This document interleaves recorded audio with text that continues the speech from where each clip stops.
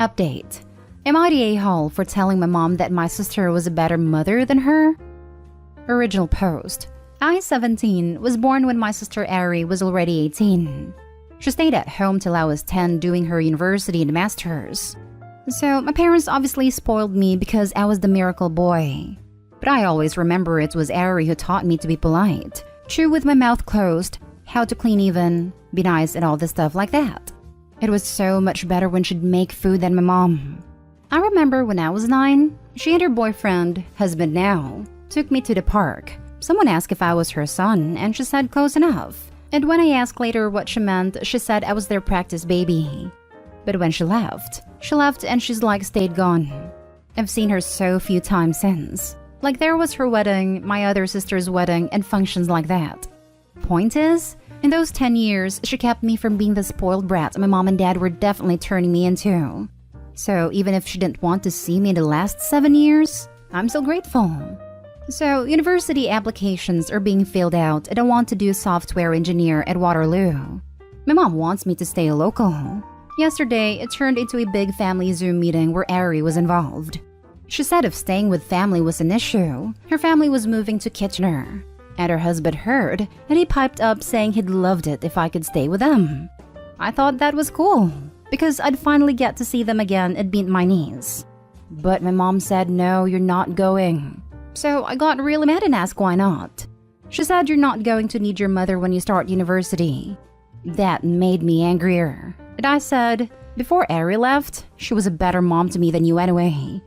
That didn't go well since my mom ran to her room to cry. So I couldn't see. My dad said I was ungrateful and my sister, not Ari, told me to stop being an a-hole. So, I don't know. Edit for anyone confused. Kitchener is a city right next to Waterloo. Now for the top comments before reading the update. Not the a-hole. I'm going to guess that your sister is keeping her distance for reasons that have nothing to do with you and everything to do with your parents. I would recommend some damage control. Apologize to your mom, but make it clear to her that the decision about where to go for university should not be based on a boy needing his mother, but about what is best for you and your education. You are going to be legally an adult after all. This would totally be the vibe I got too, if not for the park thing though. Like, okay, maybe telling a stranger close enough when asking if Opie's her kid I can kind of see, but then telling Opie that they're her practice baby is kinda off. I could be totally off base, but I get the feeling there's also some other stuff going on Opie isn't aware of, where their mom may have reasons to not favor the arrangement either. Don't get me wrong, the mom's immediate "you'll need your mom" comment isn't great either. But I just don't think Opie has the full picture of the overall dynamic. It's not unheard of for a baby from a teenage parent to be passed off as a younger sibling instead. I'm not saying that's what happened here, but the age gap would be right. And it would explain both Ari's comment and his mom's reaction. It's unlikely nowadays, but not impossible. Famous example, Jack Nicholson's older sister was actually his biological mother, and his mother was actually his grandmother. He had no idea about this until the 70s after both women were dead. Just saw this. It is not what's happened here. I've seen photos of my mom pregnant with me and have seen the video they took after I was born. No a-holes here. Call Ari in private and talk this out. Sounds like she, 1, knows how your parents can be, and 2, can help you figure out what to do. Sounds like you should plan on going to her place for uni. The mother is very much an a-hole here for trying to take away a wonderful opportunity for Opie for completely stupid, non-valid reasons. And now for the update. So, I've gotten a lot of DMs. So I'm updating because people seem to be really worried. Pretty much when mom came to my room to talk to me about what I said, I'd already decided I was going to apologize. You guys made it clear I needed to do that much. She asked if I meant what I said about Ari being a better mom than her or if I just said it to hurt her. It is true. I said it was because I was upset she doesn't want me to go, so I just said that and apologized. We hugged and she said we'd talk about it later. What I said to my mom did work its way through my sisters. It went from Isla to Sarah and from Sarah to Ari. I got a FaceTime from Ari where she reminded me she taught me it was wrong to lose my temper like that, but with mom she gets it. She seemed proud when I said I apologized. I wanted to say thanks for all she did for me, but it felt wrong over FaceTime. She did tell me she's planning on having the whole family over to her new house in Kitchener after they move for my niece's birthday. She made it clear if I get into Waterloo, I'm staying with her or coming over as much as I can. Now here's where it gets wacky. My mom's cousin, who is like the head of that side of the family, found out what happened.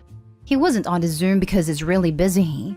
He found out and scolded my mom and went on about how great a school Waterloo is, and how selfishly she's holding me back and how she's trying to keep me as her baby forever.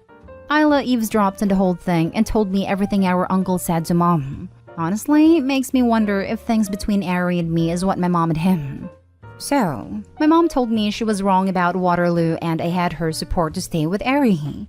She told me her permission means I have to call her every night, text good morning every morning, no partying, no girlfriends, be a good uncle and treat Ari with respect.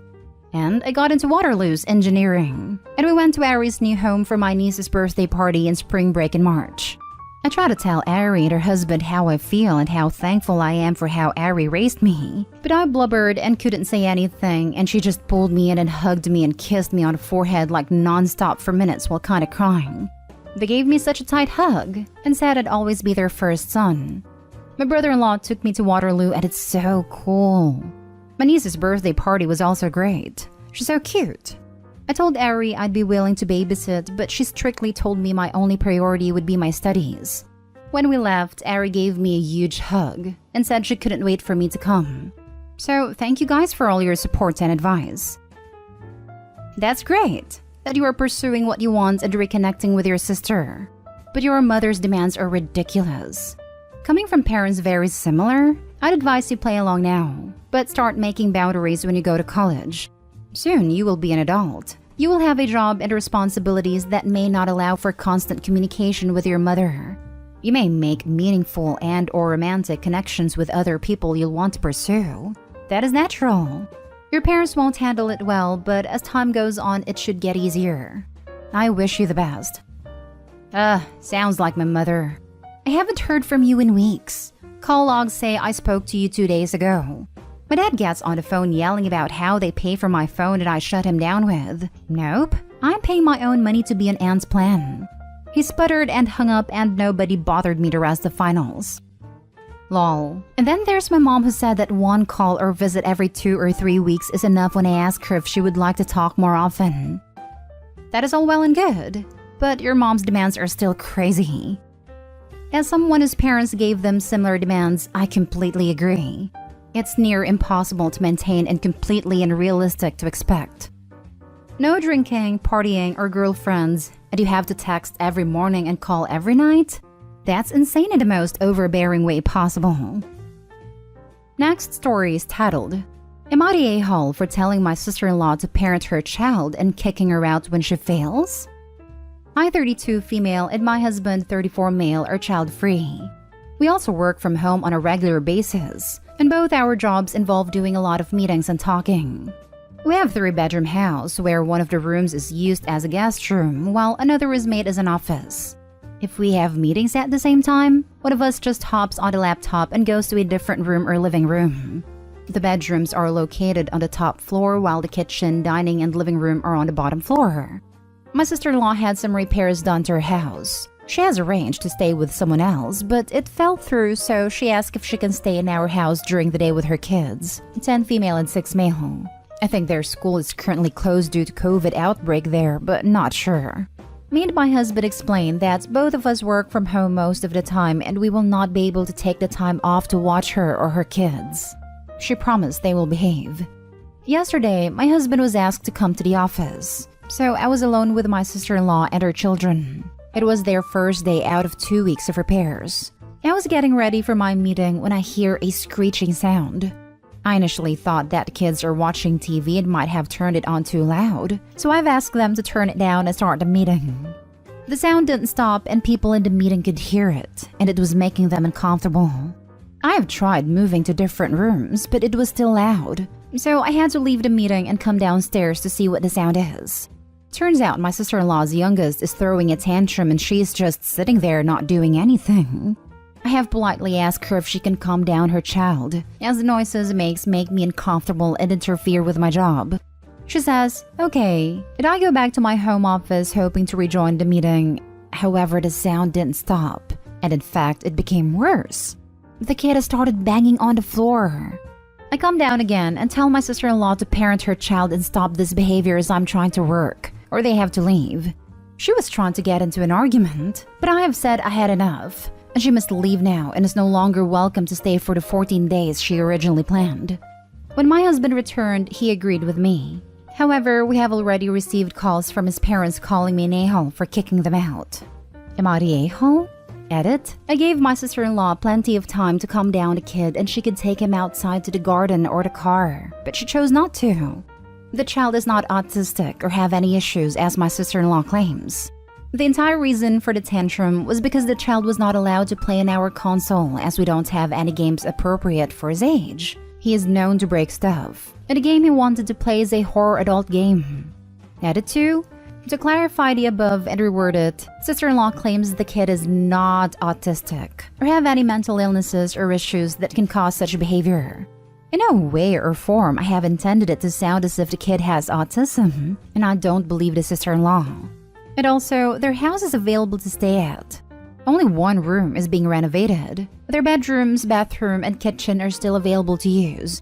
She just wanted to stay with someone else during daytime as she is not fond of the builders and doesn't like the noise they make, as the builders are there from about 9 to 6. After, she has no issues returning home and staying there. Now for the top comments. Not stay home because while controlling a tantrum is not always possible, taking your kid outside or to the car is. Exactly what I was gonna say. When I was nannying and one of the parents were working from home, I was mindful enough that if a tantrum was occurring, a swift, come on, let's get your shoes on and go for a walk.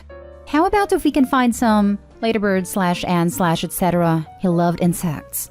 Even if he was still tantrum zone outside, it then stopped pretty quickly. Yep, I have ushered many kids out of many rooms at houses for various reasons over my years as a nanny.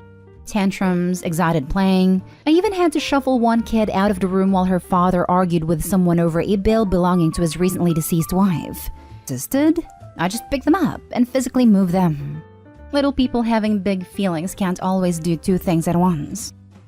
Not stay home. Since your in-laws are so upset over this, it sounds like your sister-in-law and kids should go stay with them. That's why they're upset. Haha. Not stay home. Looks like we now know why the other plans fell through. Your sister-in-law is probably so used to her poorly mannered kids she doesn't even notice anymore. The fact that she just sat there without addressing the noise is gutsy. Worst case, she just doesn't care. Best case, she was trying to ride out the tantrum. Which is fair, but you can take your kids somewhere to scream and flail where it doesn't interfere with your gracious host's work. Outside, for example. Now, for the last story. Am I the a-hole for telling my mother she's no longer allowed around my daughters? My mother, female 46, and I, female 24, have never had a best relationship, but it's never been bad per se. For about a month now, every time my daughters, female 5, female 3, female 1-year-old and 8 months, come home from her house, my oldest has asked some weird questions. Here are some of the things my 5-year-old said to me. 1. Mama, do you think I look like a boy? 2. Mama, do you love sisters' names more than me? 3. Mama, do you hate Nana? When I asked why she asked, these were her answers. 1. Nana said blue is for boys. 2. You spend the most time with them. And 3. Because you never let youngest sister go with us. She's not even 3 months old yet. Another thing she said one day was, Mama, I want to stay with you. When I reassured her that she was staying with me and asked her what she meant, she said that Nana said she was going to be our new mommy. When I confronted her about these things and the new mommy thing, she said that my daughter must have misunderstood something and claimed she was telling them she was going to be a new mommy, was gonna get a puppy, and my daughter must have thought she was saying that she was going to be their new mommy. I asked her to watch what she says around my kids and reminded her that little ears are always listening. I picked them up today and my daughter said, Mama, do you think we're fat? I asked her why she asked me that. Nana said you must be trying to get us to lose weight. I called my mom and asked her WTF that meant. Them girls are always hungry when they come over my house. You don't feed them enough. No, dumbass. They have no limitations and a lot more options at your house. That's why they like it. Then I was fixing lunch and she asked me if they take away kids like her. I asked her what she meant. She elaborated with kids that go to church, which means poor kids. I told her that the church is there to help people and nobody will ever take her away from me.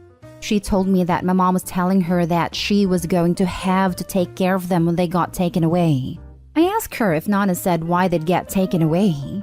She said Nana said they take girls for mommies that need help to take care of them. I texted my mom and told her because of all these things, she is no longer allowed around my girls. I don't want no contact with her either. She called me a few times and when I didn't answer, sent me 9 messages telling me that I was taking it the wrong way. My daughter is blowing it out of proportion and begging me not to do this to her.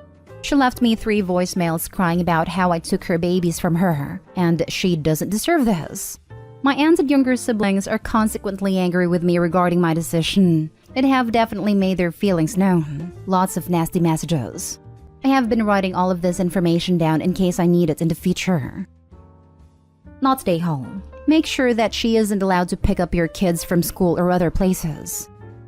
And screenshot those texts and save those voicemails, preferably on a different device than your phone just in case. You need to do a lot more. Make an appointment with CPS and document these incidents with the dates and specifics. She's already tipped her hand to having a plan to take your kids, using the system to do it. Get over to just know mother-in-law and follow the advice. I have been documenting these incidents. I didn't really know what else I could do about it, so thank you. I will post there and I will be letting CPS know. Please, please, please do it ASAP. Your mother's behavior is incredibly alarming. How do I even go about that? Do I just call CPS and tell them these things? Sorry if I seem ignorant to it. I've never had to deal with CPS for my kids or really anything like this before. You're not ignorant. Most good, healthy parents have no idea how to deal with CPS. Because if you have happy, healthy children, why would you? Contacting CPS usually means there's a pretty nasty issue that no one should have to deal with. But alas, there are twat waffles out there who necessitate the need for such services. And then good people have to figure out how to navigate complicated legal systems.